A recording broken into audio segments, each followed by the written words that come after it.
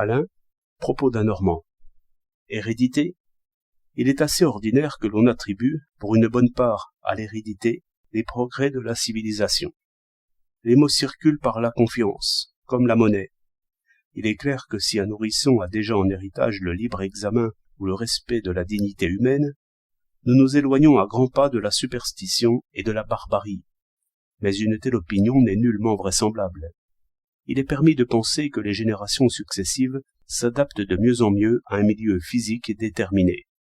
C'est que les mêmes causes agissent ici avec continuité. Par exemple, le froid chez les lapons et la chaleur chez les nègres. Mais l'adaptation au milieu social ne semble pas laisser de traces durables et bien déterminées.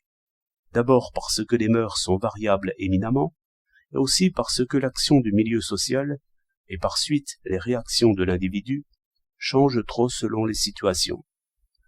Au Soudan, le soleil luit pour tout le monde, mais dans notre société, la richesse, le loisir, la culture, la sécurité sont répartis trop inégalement.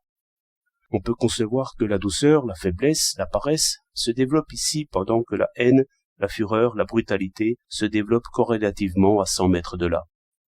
Mais cette vue enferme encore trop de fiction. Nous voyons assez que les descendants des riches retombent souvent à la pauvreté, tandis que les pauvres s'élèvent jusqu'à la richesse, les qualités acquises jetant chacun dans la situation justement où il doit les perdre.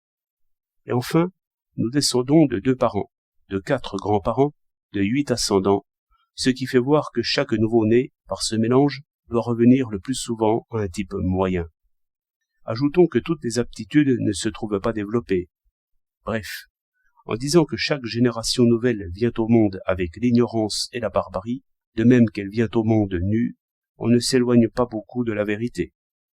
Au Nouveau Monde, dans les régions forestières, et peut-être chez nous aussi, les paysans savent que lorsqu'une vache s'échappe pour faire son veau, le jeune animal reste sauvage comme un daim ou un chevreuil. Cette remarque, que j'ai trouvée dans Darwin, éclaire assez notre situation. On cite aussi des hommes abandonnés dans quelque île déserte et qui oublient en quelques années toute leur humanité, à peu près comme ils perdent leurs vêtements. Prenons ces récits comme des mythes propres à nous faire saisir l'instabilité des mœurs. Si l'on adopte cette idée provisoirement, et comme instrument d'exploration en quelque sorte, on discerne alors et on interprète comme il faut des faits bien connus.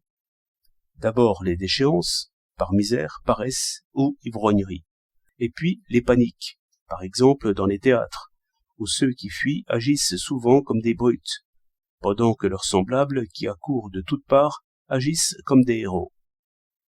Les passions enfin et les guerres. Que dire alors du nouveau-né? C'est pourquoi je ne comprends pas cette fiction de l'humanité qui prendrait de l'âge et gagnerait en raison et en sagesse de siècle en siècle. Je croirais plutôt que chaque homme vient au monde à peu près nu d'esprit et de cœur, comme il est de corps. L'institution fait tout ou presque tout. C'est par les sciences et les arts, fondés sur les monuments et les écrits, que le progrès se conserve. Défions-nous des mouvements de l'instinct. 13 novembre 1912.